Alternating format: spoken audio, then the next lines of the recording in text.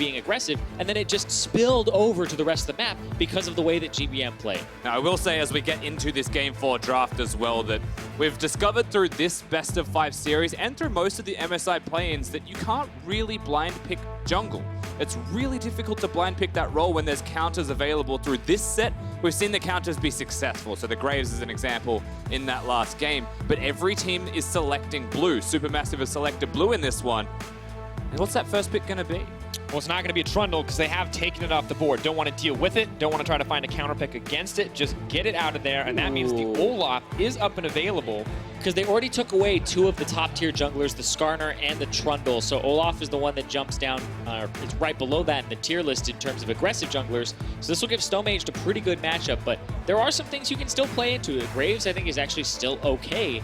Not as dominant in the matchup, and can't really match the clear speed can match the clear speed, but it's just more, I think, still Olaf favored come mid-game. And now we see on the opposite side, EVOS, they don't get the jungle priority pick, but they do get the Ornn. Once again, the Des talked about how key it was. And Warzone getting his hands on that Cassio one more time. Yeah, he's going to have a super strong pick in the Cassiopeia. It was comfortable. Perhaps the Vladimir doesn't actually come out as a response for the first time, and that's always potentially a mid-lane Karma here for GBM into the Cassiopeia. And whilst we see SuperMassive's picks, I always wonder if something like a Lee Sin comes out of an Eastern jungler into the likes of an Olaf. Just throwing that one randomly out there. Yeah, Lee Sin did get some buffs. Right here, though, you expect the Caitlyn to come through as just that top tier that's kind of when Kai'Sa's banned away. But the interesting thing about this draft is that's a flex pick Karma. Karma Caitlyn could be a very oppressive lane for SnowFlower and Zeitnot. So this actually affects your bans in the phase 2, because if EVOS are throwing bans at things like Thresh, making sure SnowFlower doesn't get that, it means that when they flex it, you actually just wasted some bans. And now EVOS entering the second ban phase without picking a jungler, which could put them in a tough spot if that's where SuperMassive want to put their attention. For now, though, they're banning out the Morgana, taking away some of those options up against the Alistar to look apparently comfortable playing up against the Karma in the bottom lane, still willing to ban those supports away. I actually think they ban Morgana and Thresh here to ban them away from SnowFlower, and then that's where you really have to go, is this a flex pick from the Karma? Because otherwise you just wasted 2 bans. They're expecting it to be mid lane here. Yeah, perhaps even forcing it to mid lane, of course, with those bans. You know what your mid lane matchup will be already. It's not the worst thing to pick a Cassiopeia into a Karma anyway, so you should be okay. It's just about that mid lane control, mid lane priority. It's an Olaf and a Karma that could work in tandem. And we can see that the continued hatred for the Ornn into GP matchup is alive and well for Stark. They banned it last game as well. And the Ezreal going to follow here. So Slay running out of options in terms of comfort picks. See what they want to go for. Of course, Tristana still up and available. Maybe they go for that one more time. Yeah, may go back to the Tristana, but the Varus is a very good pick into the Caitlyn. But like we said before, his Varus win rate is actually not very high, only 25%. May go somewhere else. And hey, the Graves once again for YiJin. YiJin liked what happened last game. He's ready for the rinse and repeat. He says, yeah, I don't really care what champion you pick. I'm going to get a lead again. I'm going to kill everybody. And to be fair, fantastic performance.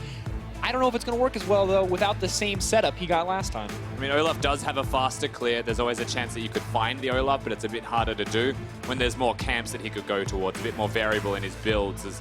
Good to see what's remaining here from SuperMassive as EVOS actually held their 80 carry pick for the composition.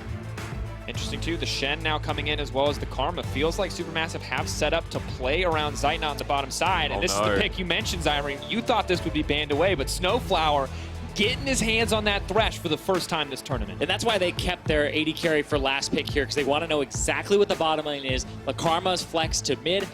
Thresh for SnowFlower comes out. It can work very well against the Alistar. If you are on point with your flays, you can stuff all of those headbutts and make sure that you're having a good time. And right now, it looks like a bottom lane focus for SuperMassive.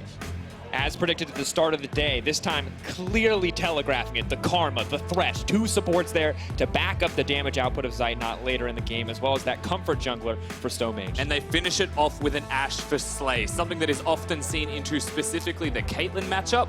With a non-lane centric, you would say there's not going to be push, coming out of SnowFlower. It's potential kill threat for sure.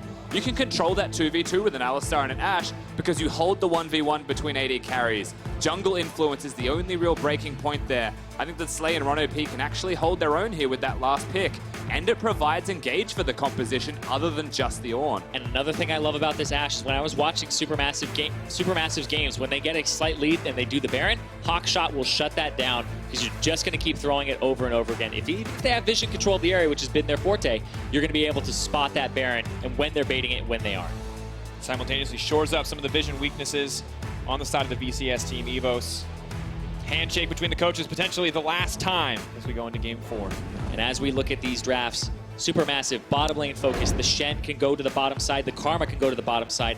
You flip it over to the VCS, though, for EVOS. This is one where, once again, YiJin has the controls. He can go to whatever lane that he wants to and kind of spill over from there. So I'm watching the Graves once again. Yeah, it's about freeing up the bottom lane here for the VCS side, unlocking their potential to engage, to utilize the rest of the draft, and that does revolve around the jungle, revolves around the mid lane even in Warzone, and that can all leak towards top. And when it comes down to match point, when it comes down to game 4, SuperMassive once again bet on their bot side focus. And EVOS ready to try to shut it down, ready to try to mix it up. The Graves, the terrifying Graves pick in the hands of YiJin. Uncontested in the draft.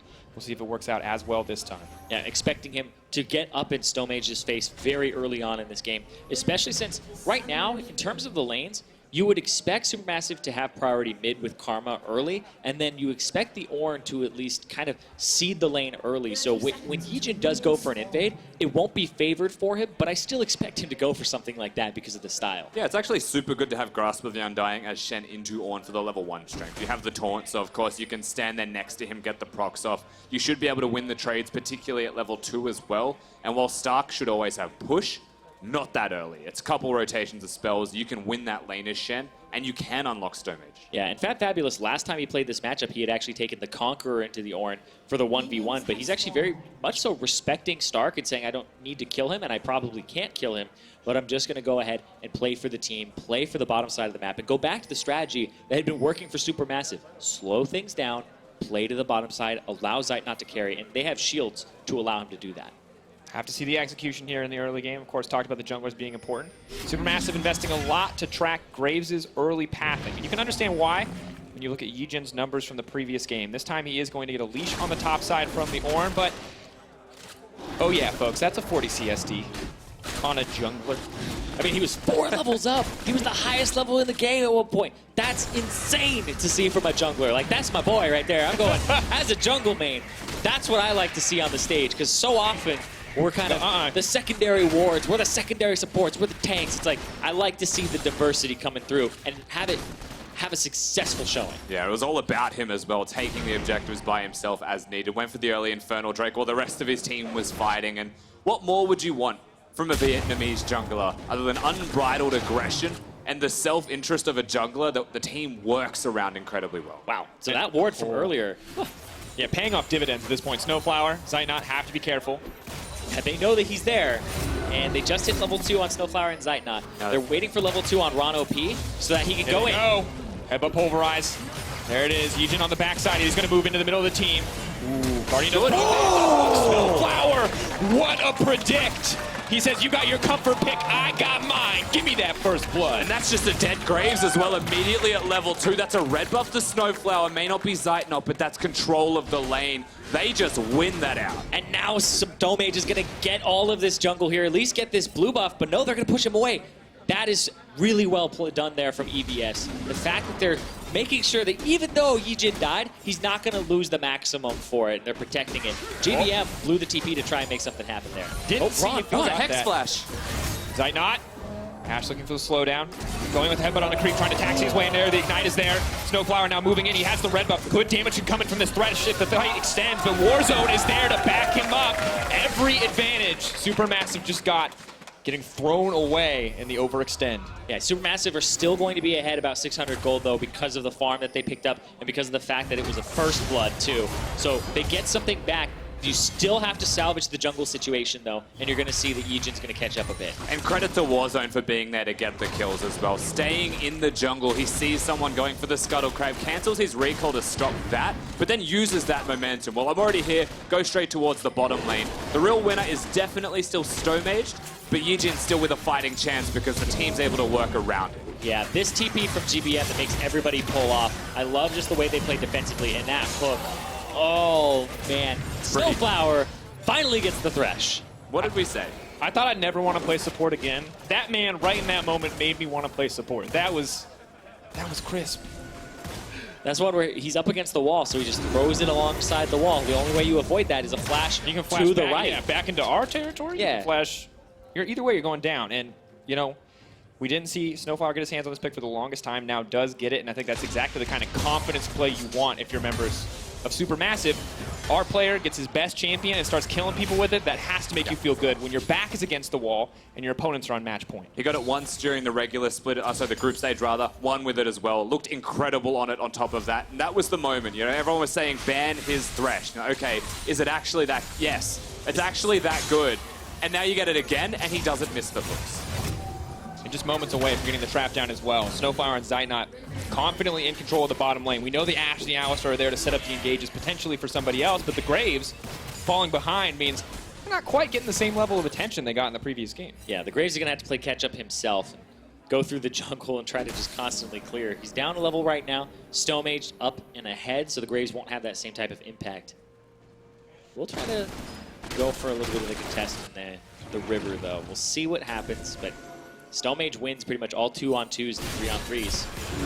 Oh, SnowFlower is going to get engaged on. Warzone around, but not in the best spot. RonOP just trying to buy space for his AD carry the last hit. But I got to say, Warzone being very active in getting out of this mid lane, laying down a little bit of vision, kind of checking out, and really letting the team know where Stomaged is. And doing what his jungler can't do effectively, right? Not just doing it because he can, but he knows that the Graves can't help. He's on the opposite side of the map. They're worried about being dove, and rightly so. There was a big minion wave crashing down.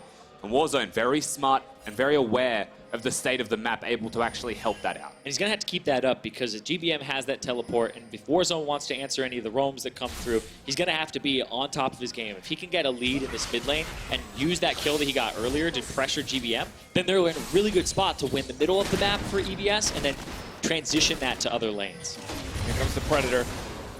YiJin, not sure if he wants to take this fight. He's going to dash, misses the axe. That's going to be big there. Stomaged has to back off. Warzone ready to spawn. And as we check in on the mid lane, you can see the kill. Definitely going to help for the Cassio. Oh, to hold that thought. SnowFlower. TP.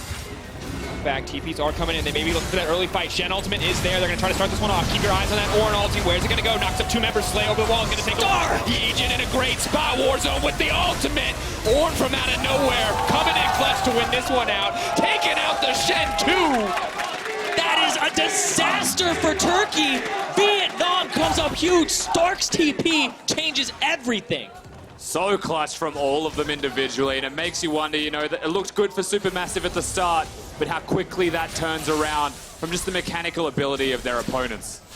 And honestly, just a beautiful play. Instantly blown wide open. This replay brought to you by Acer Predator, and the TP you highlight, Zirene. It's so early as well, and SuperMassive keep committing. So Stark gets 2, then he gets 2 again, and it's so much damage. This is an Ornn that slaughters the fight, and even though fabFabulous went for the backline, it doesn't matter there. They clean up 4 for 1 in that fight. Yeah, even Warzone getting the flash ultimate as well into the enemy carry. Full awareness of how that fight was going. Compliments of Stark. And we said this in Champ Select when he picks Ornn. He teleports first. He is always there first. And he does the damage because of that. Let's talk about Ornn base damage. Let's talk about beautiful team fighting. Stark on point on this champion.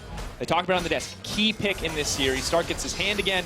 He gets to make that excellent play. And honestly, moments ago was Stomaged. He's in total control, and now YiJin's right back in the game. And Stark is just such a funny story about him because when we first saw him last year on the Gigabyte Marines at MSI, he came in and people were like, this guy's only played competitive League of Legends for like 2 months, started in March right before the tournament. And even before that, it's like he had only played for a few months in terms of League of Legends in general. So he was crushing people, and I remember fabFabulous, his opponent, being like, this guy, I can't believe he's only played for so long. Because for so short a time, because he's so good at the game. And now we're seeing it a year later. He has a lot of these TP mechanics down. He's understanding all of the intricacies of how to play the top lane, and he is this enormous carry for them. I mean, he even went into retirement for like a month. Yeah, well, he keeps retiring for the shortest amount of possible times here, Zirene. But he's back once again. He's on the main stage once again. Stomaged now looking. Get something back. CC is there, chaining it down on a SnowFlower. They're going to try to take him out. SnowFlower ignited and is going to fall. Slay not hesitating. They're going to trade 1 for 1. Now they have the man advantage. Slay just going to walk it out, but Real aggressive, actually, and the whole top. fabFabulous. The CC is going to start to come in. Spirit's Refuge not going to help against the magic damage of that Cassio. Auto attacks only. Oh, he's burning down for the red. He's trying to heal and can't get it. Action across the map. Kills traded back and forth, and YiJin exactly where he's needed to bring it home for the team. There's so much extra damage from the red smite that a lot of those fights just get turned because of it. We see it come up big there. YiJin, 2-1 and 2. Once again, another fantastic game. Yeah, and it all starts on the bottom side of the map as well. Before all of this, really well done from YiJin. Point blank, of course, with all of the spells to secure that. Stomaged knew that there was a challenging smite on him, hoping to heal perhaps from hitting the ward. Not to be seen. There was a fight in bottom lane. Slay flashes aggressively forwards to secure the kill, secure the trades, and that was what was left afterwards.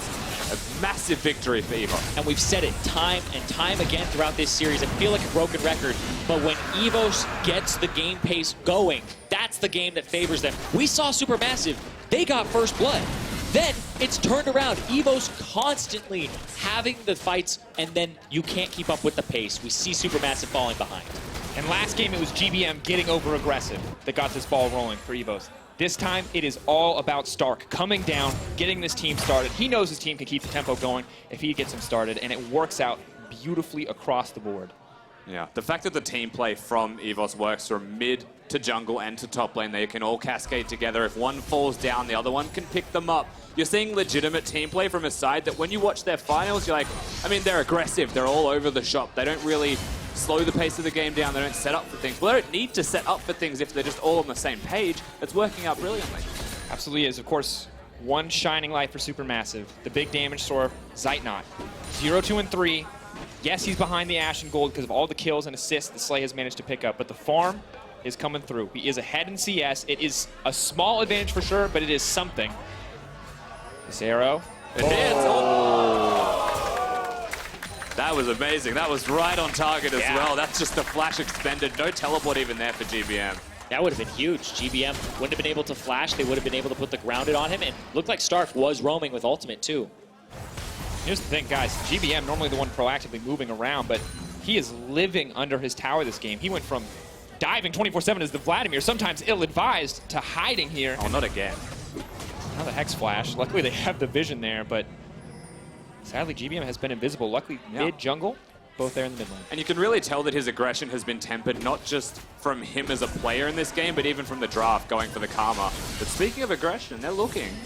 Yeah, and he's the only person on his team that hasn't died, so he's reeling it back, saying, you know what, I'm not going to have that happen again. I've learned from my mistakes. But his team is now making a lot of the mistakes that he did before. And this is a problem still for them because he's the Karma and the Caitlyn's behind. That's the other damage carry. Oh, Stomaged right there. Warzone going to be in a tough spot. Shen ulti is coming out. They stand united, but fabFab goes in all on his lonesome. The ultimate, the stun. The CC's going to come in. Shen's not going to be able to push any buttons. Is he going to get taken down? Yes!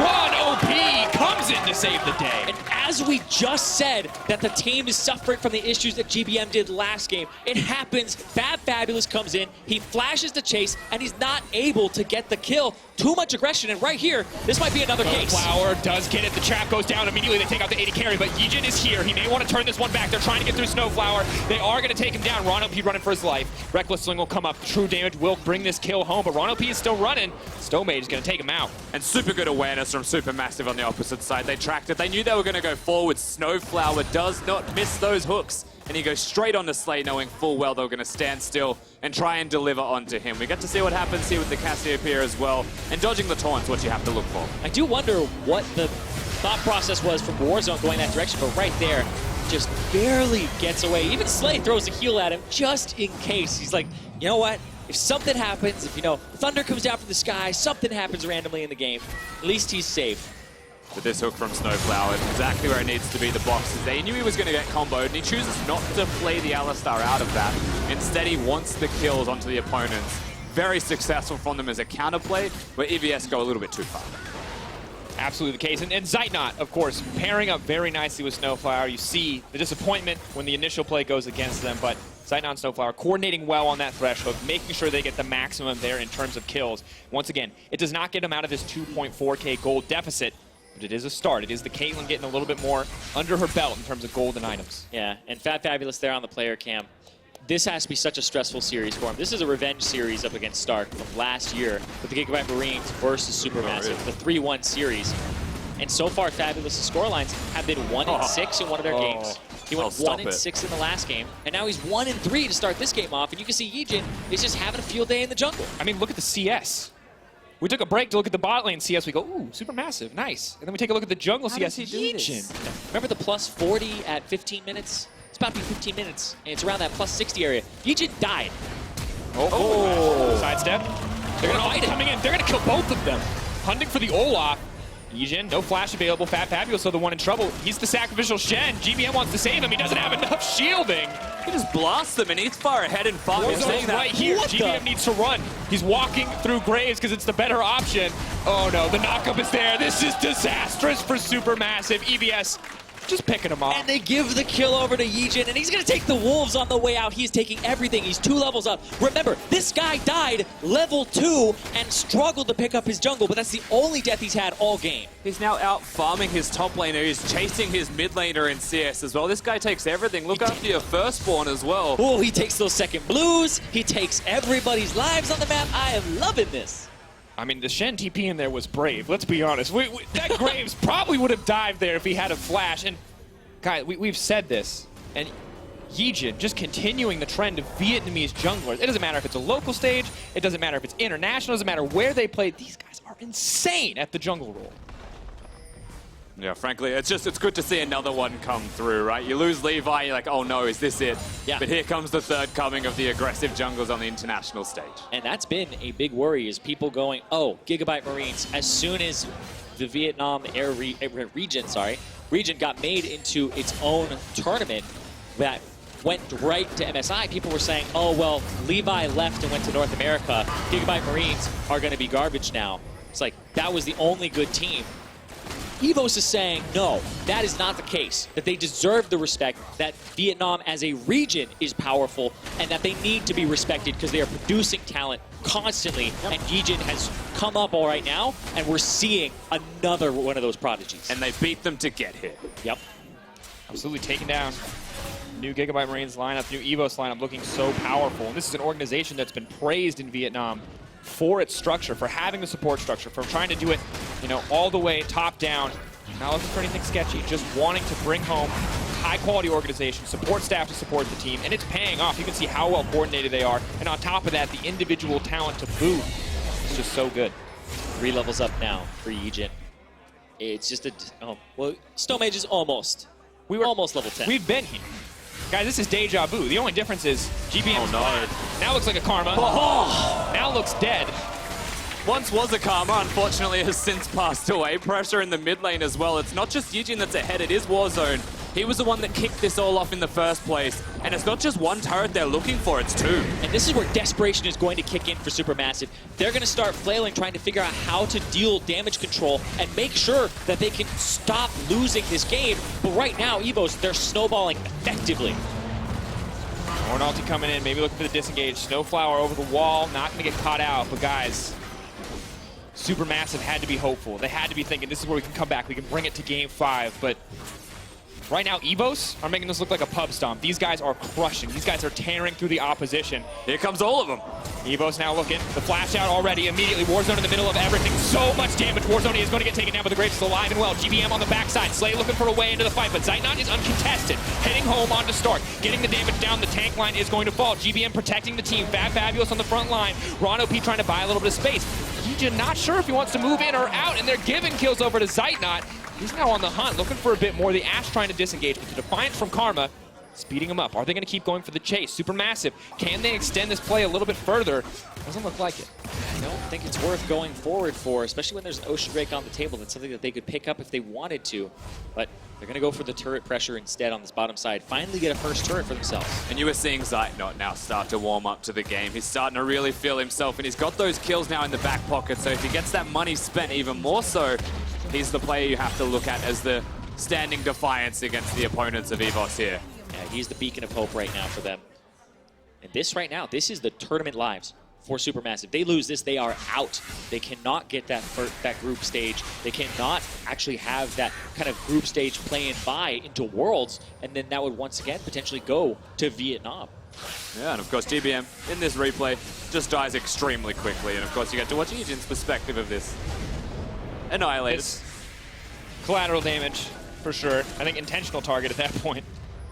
And here, the good news is that when they get these opportunities, SuperMassive do play them well. The early flash from Zeitnot looks good, and the play just continues. Exactly, and Zeitnot's placing traps this entire time. He's free to hit fabFabs in front. You've got the Olaf in front as well. And GBM's even there to contribute as we're back, we're fighting. Ornn ultimate comes out, he's going to knock up GBM.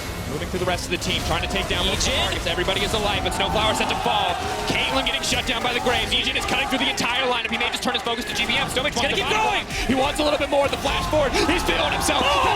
The triple he's cutting down. Let's go, YiJin on the stage. The triple kill, 8-1 and 4. He is going off. Still pushing now, going forwards. EVS at the very least will get themselves inhibs.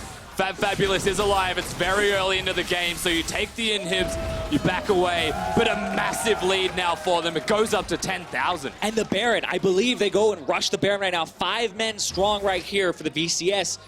YiJin leading the charge, diving in. This guy is at 11,000 gold. He has the most in the entire game, and he is 5,000 ahead of the other jungler. Absolute insanity. The execution here in these fights, every single one of them, seems to be going in the favor of EVOS. One misstep here or there, but the rest of the game absolutely controlled. SnowFlower walking forward, taking risks here, but SuperMassive. 11K down, gentlemen. 20 minutes into this game, standing up against a Baron buff EVOS.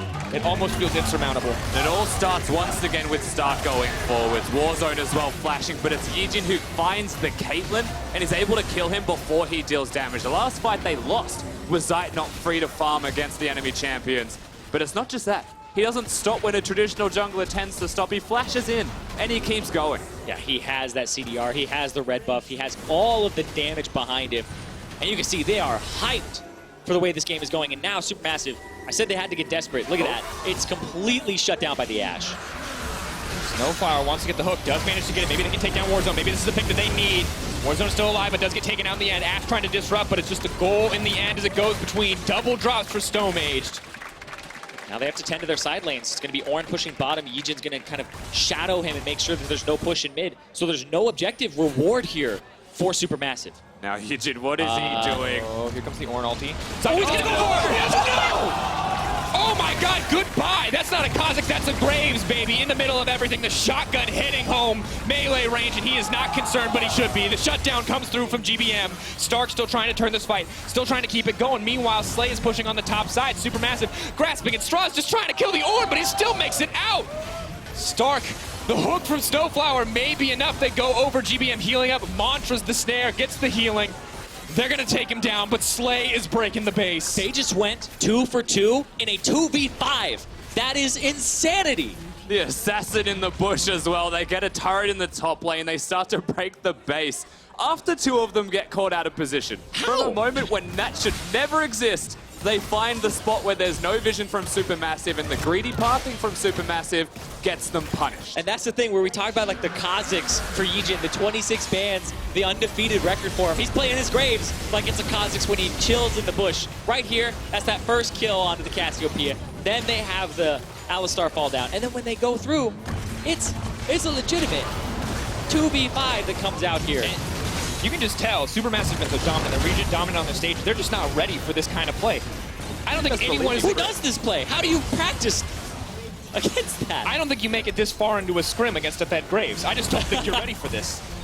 That's insane. Of course, he crits in his first 2 auto attacks as well. Effectively 2 hit the Caitlyn.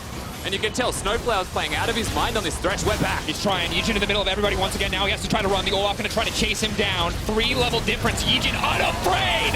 Look at that damage. Warzone getting in the ult. Zeitnot running for his life, but YiJin completely undeterred. The damage coming through. Slay is off to the side. Eyes on the Ashe. What can she get done? GBM trying to zone the rest of EVOS. Ooh. Looking to bring it home. Forcing flashes out and barreling down this bottom lane. Still pushing forwards as well with the Baron buff for 20 more seconds. This is the last wave for them to go, and they should be able to secure themselves a second inhibitor. SuperMassive, 5-1 in the group, top the group, look like the best team in play-ins. They drew EVOS and said, thank God it's not the LMS, but right now, Vietnam is saying, oh, it's a repeat of last year. Exactly what they wanted. Fans Everyone's worried, could they carry on the legacy of the Gigabyte Marines? They might even be doing one better. YiJin and the rest of the team, eyes on the prize. He will give his life for this one, but the rest of the team is focusing down. Nexus now set to fall. SuperMassive, a desperate stand. Slay continues to auto-attack. They need to get the Ashe. SnowFlower, desperate to make a play, but that's gonna do it! EVOS earn their place on the group stage. They take down SuperMassive. 3-0 the prediction. Goes the other way. 3-1 in the favor of Vietnam. A repeat of last year. Vietnam took down Turkey 3-1 courtesy of the Gigabyte Marines. This year, they don't just prove they can do it again, they prove they can do it with a different team. Yeah, as history repeats itself, it is a brand new team, Zirene. You're absolutely right. But we see some new stars in the making once again. A team that does beat the Gigabyte Marines to get here. And on the back of their jungler, Warzone stepping up from 2 years ago to what we expected. And Stark's teleport plays, their team fighting. It all comes together in that fourth game. A beautiful performance to be sure. Our crowd, big fans, are the VCS representatives. Vietnam can be proud too. Doesn't matter if you take Levi away, doesn't matter if you split up the Gigabyte Marines. Top town for Vietnam, continuing to show their dominance on an international stage, saying we deserve this spot up there with the best. And my favorite part about this victory was it was one that goes against the stylistic meta. People are saying play through mid and bottom lane. YiJin, the most damage in the game by far, obliterated multiple games back to back, showed that you can carry from the jungle, that you can still do it, and that it is a viable strategy here. And we saw a start. TP's down, sets his jungler up for success, just gets to take a step back and watch him go. Says, hey, I'll throw an Ornn into this fight. How about you two-shot a Caitlyn? Yeah. I mean, you even think back to before that fact, when they go into the blue buff, they go to the jungle, they try and take him down. The whole team collapses to keep their jungle alive. Not even their jungler, the jungle alive for their jungler to secure, to keep him in it. And honestly, I'm just stunned, because I think I make fun of the desk, but you're so convinced after the SuperMassive performance in the play-in state, in the groups, that they were strong, they were unstoppable, but Vietnam continues to show up. I think a little bit like the LMS years ago, where it was, hey, these guys, every time they're the underdogs coming into the matchup, they're gonna get beat. And then time and time again, the LMS came out on top. And here, that's looking like the same story, as Vietnam is being overlooked both times. Gigabyte Marines came in, even when the Gigabyte Marines came into Worlds, they went 2-4 in their group, and Immortals had to get knocked out. And that's a big part of the fact that Vietnam is underestimated time and time again, and now they're showing it's a serious region, it's not just a handful of players. I think a lot of this is play to your style as well, you know, they didn't change their style of play coming into this, they stayed true to what made them successful, something that you have to do, where it felt like SuperMassive were playing a little bit more at the tempo of the VCS side. They didn't really have any counterplay available, it was too fast for them to handle. Well, also a lot of teams, a lot of regions go, we're gonna copy Korea's style. It may not be what works for us because of our mechanical players or whatnot. It's, hey, we got to play this style. It's the optimal League of Legends. We see time and time again that Vietnam come in and say, no, we're just going to play Vietnam League of Legends. It just happens to be a little bit more aggressive, a little faster, and it is damn effective. It's so good. It is. And of course, always a pleasure to see Vietnamese League of Legends come out on top. Well, that's enough from us. Let's send it to Medic and see what Stark thinks after making it to groups. Thank you very much, Drakos. I am joined by Stark. Congratulations on your win. I want to ask you, because this is the first time we've had Vietnam as a separate region coming into an international event. What does it mean to you to take Vietnam to groups? Đầu tiên là xin chúc mừng chiến thắng của đội. Và đây là lần đầu tiên mà em thi đấu với tư cách là đại diện của một khu vực độc lập. Việt Nam vừa được tách ra thành một khu vực độc lập. Thì cái điều đó có ý nghĩa như thế nào với em khi mà em vừa giúp cho Việt Nam vào vòng bảng? Thì là khi mà tách ra được một khu vực riêng thì bọn em có cơ hội vào sâu hơn ở đấu trường thế giới, nên là cái khu vực nó cạnh tranh nhiều hơn và bọn em phải cố gắng nhiều hơn, cũng như là có nhiều nguồn đầu tư để giúp bọn em luyện tập dễ dàng. So when Vietnam become an independent region, it means we have a bigger chance to go deeper into the international tournament, and there will be a lot more competition. So we have to try harder, but at the same time, it gives us a lot more sponsor and facility for us to do really well. Because last year you took Gigabyte Marines into groups as well by beating SuperMassive. After that, you took a short retirement and then you've come back to EVOS.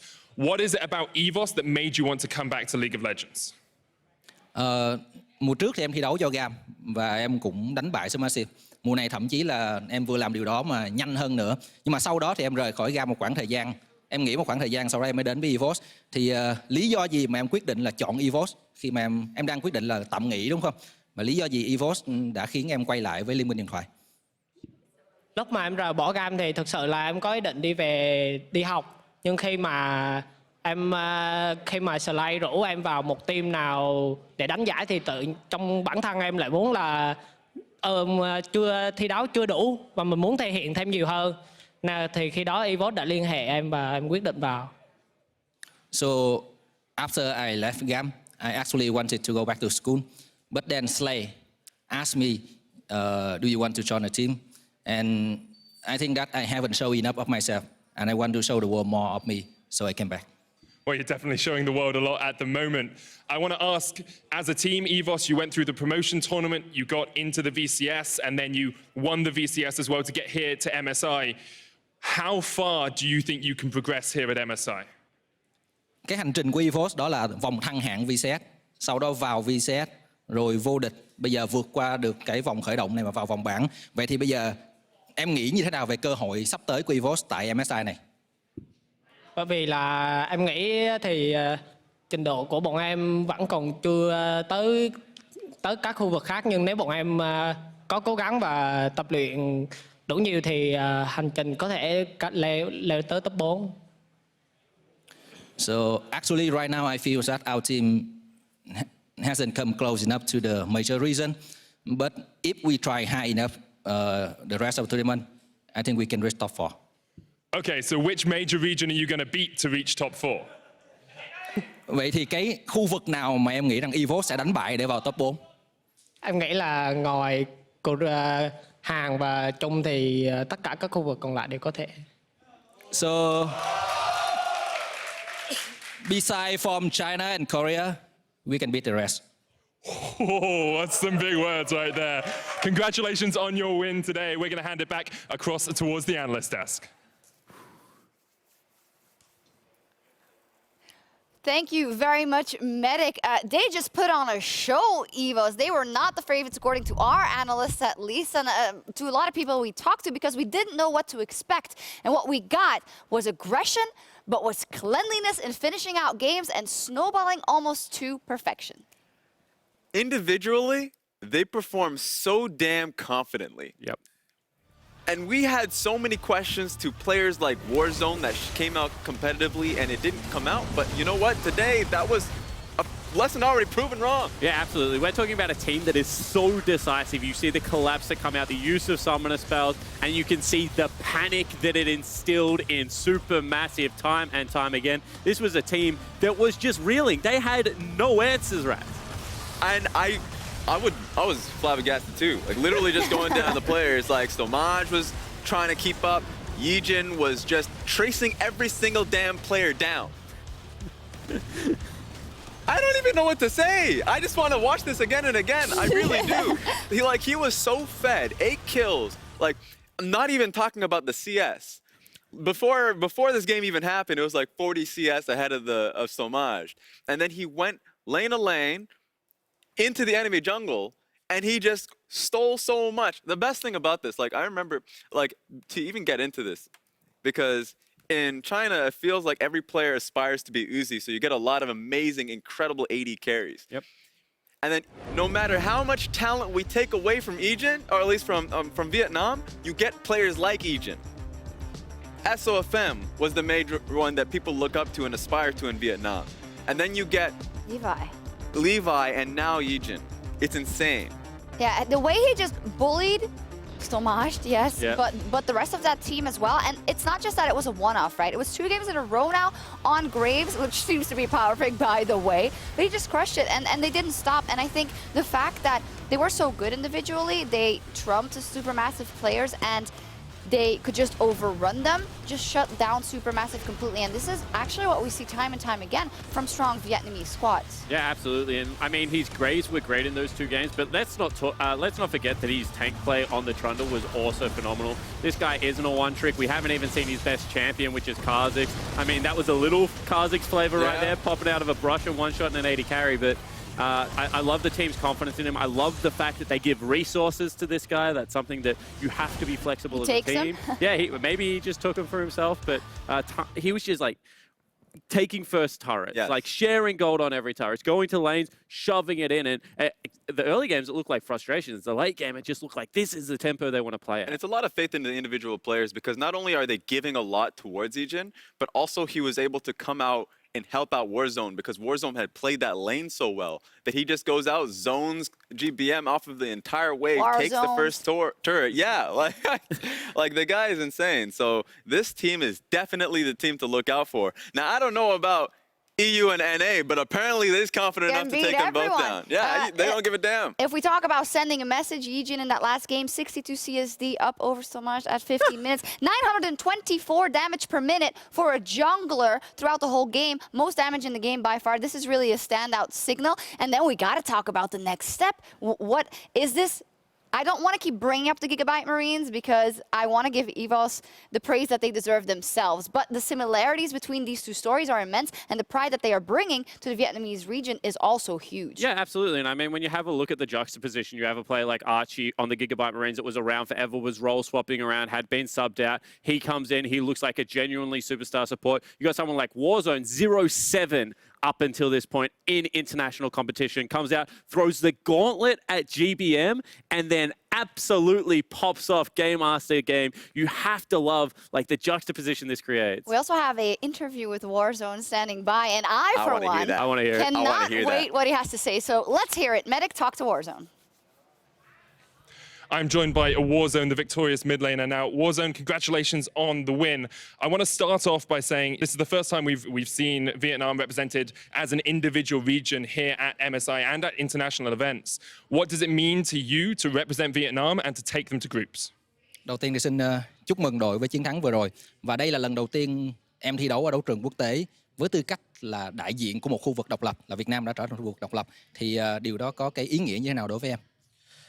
Thực sự thì đây là lần thứ 3 mình đi đấu trường quốc tế rồi, nhưng ở năm 2016 mình đồng đội cũ của mình đã thất bại trước SuperMassive khá là đáng tiếc, nên lần này thực sự là mình gặp SuperMassive thực sự là mình rất muốn trả thù luôn. Thì mình cũng cảm ơn tất cả những người đồng đội mình đã cùng mình để trả cái mối thù năm xưa của mình khi ra ngoài thế giới 007. I've been to many international tournaments, but this one is special. And back when 2016, I have a crushing defeat against SuperMassive. So this time when I know that we're gonna face them, I really want to take revenge. And he want to thank like the community for supporting EVOS. So you talked about your previous international experiences. You have struggled on the international stage before. What changed for you that meant you could play so well this series? Em vừa nói rằng những cái kết quả đáng thất vọng ở những cái giải quốc tế quá khứ. Vậy thì điều gì đã thay đổi để em có thể có được kết quả tốt ngày hôm nay? Em nghĩ là thực sự thì năm 2016 thì lúc đó là một phần là do thời tiết khá lạnh nên lúc nào em qua nước ngoài em cũng bị sốt. Và phần thứ hai thì em nghĩ là vấn đề sức khỏe là rất quan trọng. Nên em đã thay đổi, em đi tập gym, tập workout để có thể thay đổi cơ thể và cũng như là cái tâm lý của mình. My last international tournament, the weather was really bad. It was extremely cold, and I got a fever all the time. And after that tournament, I realized that I have to strengthen my body. So I go to the gym often. I work out a lot, and that works out really well for me. It definitely seems to be working out for you. I want to ask a little bit about your rivalry with GBM, because we heard in the initial video that you were flaming him a little bit. You said that he was only Diamond 2. What was it about that rivalry that really drove you to succeed? Trong cái phần phỏng vấn á, người ta muốn hỏi về cái mối quan hệ với em và GBM. Thì ở trong cái phần phỏng vấn thì em nói như trash talk GBM, rồi nói anh ta chỉ là kim cương 2 thôi. Vậy thì cái động lực nào để em trash talk như vậy và để em thi đấu mạnh mẽ đến như vậy trước GBM? Thực sự thì em cảm giác là đánh ở răng EO này thì khá là dễ dàng hơn là răng Việt Nam và răng Hàn Quốc. Thì em đã check thử tài khoản của anh ta ở bên EO thì thấy anh ta Diamond Chu thì mình cảm thấy là có lẽ anh ta đã đứng trên rồi và anh ta sẽ không bắt kịp với mình nữa. So I feel when I play EU solo queue, I think it's way easier than Vietnam and Korea rank. And I went to check the account of GBM, and I saw that he's only Diamond 2. So, khúc sau em nói em sorry. thấy là anh ta không thể bắt kịp trình độ với em nữa, nên em tự tin có thể đánh bại anh ta. So I thought he's reached his ceiling, and I can beat him easily. So you think you're still climbing past your ceiling. How far do you think you can make it at MSI? Như vậy có vẻ là em đang thấy rằng cái tầm của mình vẫn còn có thể phát triển lên được nữa tại MSI này. Như vậy em nghĩ rằng em sẽ đi sâu đến mức nào tại MSI này? Em muốn vào top 4 để em có thể hit đất 1.500 cái. So I want to reach top 4, and when I do that, I will do 1,000 push-ups. Well, good luck. I look forward to watching those push-ups. Back to you guys. Thank you very much, Medic. 1,000, I feel like I read somewhere that it was 1,500 just because he did 1,000 after winning in the VCS over the Gigabyte Marine. So he's got to up the ante. Top 4, 3,000 push-ups. Wait a minute. That dude's jacked. Yeah, And just also kidding. another Yeah. good example of how having a healthy body like equals healthy mind. I love like more of these players like starting to figure out the psychology aspect of it and making sure that it's just not all grinding. You're actually getting out there and doing other stuff. What a great model for role model for people. Exactly, especially also bringing up the fact that internationally he hadn't done well. He was always playing second fiddle to Optimus in Vietnam, for instance, and he wasn't doing well. And now he's kind of taken a new vision. He's taken a new lease on the professional life, going to the gym, playing well, beating GBM, getting to group stage. Fantastic story from Yeah, Warzone. the product is just the confidence that he has on the Rift. Like, pure confidence, rotating constantly. You saw what he did to GBM when he was getting dived repeatedly. He was keeping himself in the lane consistently. So the man looks good. Going in towards the MSI main stage, I don't know how else, it looks Let's talk better. about it. We got to talk about go. it because this flash in the pan, as we called it, from the Gigabyte Marines, netted them wins at MSI, made so that they could go to the World's group stage and just did great things for them. And just as an aside, with EVOS winning here, if the Flash Wolves win tomorrow, that means that Vietnam is going straight to the group stage of Worlds 2018, whoever's the winner in summer. So a lot on the line. Actually, they already did their part, right? Now it's so up to Flash Wolves to win tomorrow. But they're just doing so many things well. But the question is, can they get to that top 4? Yeah, absolutely. I mean, well, when we had a look at this group, we said that SuperMassive won their group a lot cleaner than what Gambit did. So if that is what the first team coming into the knockout phases looks like, and people were more scared of Flash Wolves than this lineup, all of a sudden it gets really interesting. I think that if you are going to attack two teams, you may as well go at EU and NA because historically they haven't had the same results. But I mean, the aggressive jungle styling will actually throw a lot of teams off guard, I think. So this is going to be a team, especially in best of one, that can get some work done. And historically, you already mentioned that the aggressive jungle styles, what slipped people up in group stage. So for me, I'm looking at Team Liquid, I'm looking at Fnatic as teams that will give up a win or two in the group stage itself. When it comes to the best of 5, the question is not, can they win a best of 5? That's later down the line, and my answer is no to start. But right now, when it comes to the group stage, they will take a victory. I'm just going to fan the fire a little bit because obviously NA and EU are traditionally worse than definitely Korea and China. But why is it that in a best of 1, you have so much faith in both RNG and Kingzone then that they wouldn't slip up? So I think if they play Casa, this 100% could go in the favor of EVOS still. I think the thing that I want to see is when he plays against Peanut, MLXG. Because then when you got Fire going at Fire and you got like the best in the business at aggressive jungling, especially out of MLXG in current form, that will be an exciting matchup. That is when YiJin puts himself like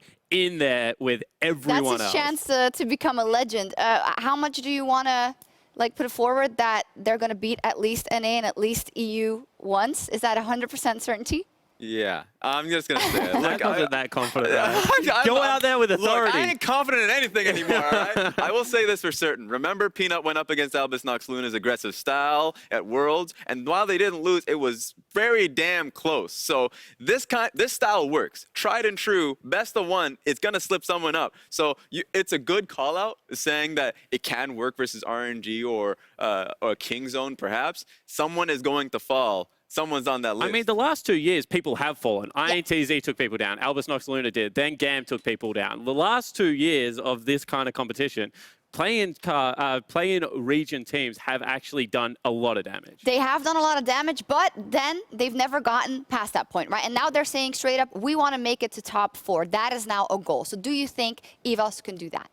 shoot for the moon. If you don't hit it, you land on some nice soft clouds. I don't think they can do it. I think that, however, you have to have that attitude if you're going to set yourself up to do it. And one win early on in a group stage could actually create some momentum, and potentially that's when anything can happen. Yeah, I agree holistically. Remember, day ones in a lot of these best of one group stages, in play-ins, in MSI, in Worlds, we've seen it kind of dictate the mentality for a lot of these teams in day two. Start strong. I don't think it's going to happen, but I've been proven wrong a lot of times this week. And the other thing to remember is whilst so have I. Whilst this team is a brand new team, they just came in through the promotion system. They've got so many veterans on them. These are guys that have played League of Legends for 3+ years, apart from 2 roles. So I think that they do also have what it takes to stay level-headed, because they did drop a game in this series and came out and did not take a step backwards. So, if anything, they're going to bring some fire to the group stage. They're going to light a match under those teams, and YiJin hopefully is going to do as well as he did here. We will see, but we still need to get that second team and the final team to join us for the MSI group stage, and we'll find out who it will be between the Flash Wolves and Gambit Esports tomorrow. Let me just see. Show starts at 1 p.m. Central European Summer Time. That is 4 a.m. Pacific Daylight Time.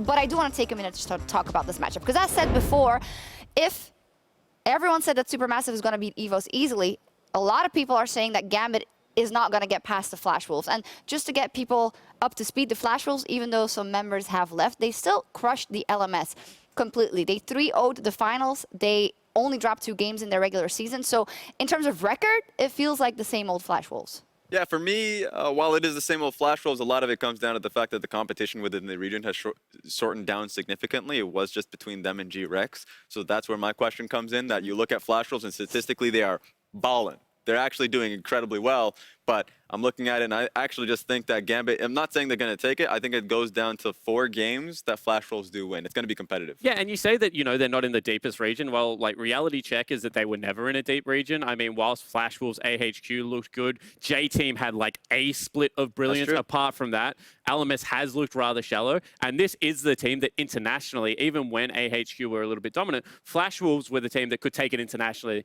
and play against those teams like Korea and China incredibly well. So I still have high hopes for this lineup. They've still got the same core of Sorta and Maple. Maple not the best 2017, but he did want to be the carry of the team when Castle was there. And I think this is an opportunity for him to now prove on the international stage that that is the case. Opportunity is going to be a big one because there are new players in that respect. The fact that Mujin and now Hanabi are going to be making their stake in an international stage, and I'm going to be...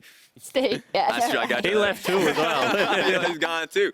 But a lot of people are going to be coming in there, and they're going to be making a name for themselves. And perhaps this is where they also are reinvigorated, because the 100%. Flash Wolves, they find themselves in the second round of play-in because LMS and the Flash Wolves did not do so well, right? Or as well as they had in the past last year. So as you say, they could be reinvigorated with these 2 new players. Absolutely. And I think that one thing all the analysts agreed on was that with the current iteration of Flash Wolves that we saw, they had reached their peak. They had done as much damage as they were going to do. If they did not change something, then they were not going to be able to punch through that ceiling. So I think that the new players do come out with that. We've talked about it before, the cocky swagger, kind of what we saw in today's game. And I think that that is the kind of attitude you need to, boost these veterans into trying to get through that. Yeah, injection of aggression. We needed that from Flash Wolves because we saw them with having perfect early games. If they still have that, if they still retain that early game, like with or without Karsa, then I think that that's a good change from them. And LeBlanc's changes have been reverted. Oh, and Maple. The last time we saw Maple on that champion, it was sexy. Then he stole a kill faker. I don't remember exactly, but he was crushing it on LeBlanc, so maybe we see that come out. So I'm hearing a lot of Flash Wolves is the favorite in this one. So if Gambit takes this series, how is it? Through who? Through what lane?